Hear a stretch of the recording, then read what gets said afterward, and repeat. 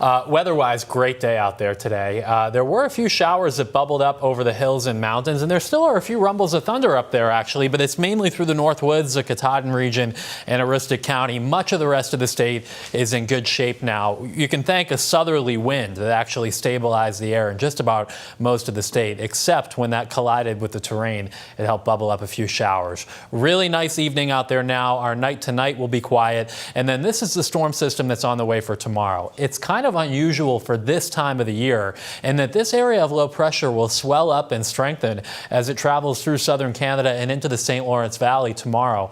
We'll get a round of rain that develops in the morning ahead of this warm front, and then we'll have to see what storms form along the cold front in the afternoon. That could bring another round early tomorrow evening. So we'll give you a closer view of the timeline. This is 5 o'clock tomorrow morning. Central, eastern, northern Maine still dry. There may be some areas of fog near the down east coast, but showers begin developing in southern and western Maine around 5, 6, 7 in the morning, and they move to the northeast. Now, during the morning hours, the rain will be varying in intensity. There could be some downpours out there and maybe even a few claps of thunder, but nothing severe, and there probably are some breaks in the rain too. Now, with the storm system up here to our north, the flow around it will be out of the south and southeast, and that wind gets gusty for a time during the early to mid-afternoon along the coastline. There could be some gusts over 30 miles per hour. And with leaves on the trees, there could even be an isolated outage just from the wind itself out there tomorrow afternoon. This is 2 o'clock. Heaviest stuff shifts to the north and east, kind of off and on rain to the south and west. But at this time, we'll have to see what's happening in Vermont and New Hampshire. If we break some sun out, some stronger storms may develop here.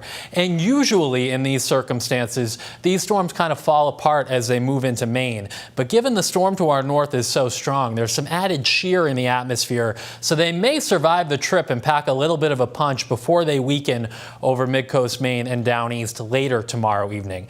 Big variability in the rainfall. If you get repeated downpours, you could pick up more than 1.5 inches of rain, and there is an isolated risk of some flooding from those downpours, especially up in the mountains.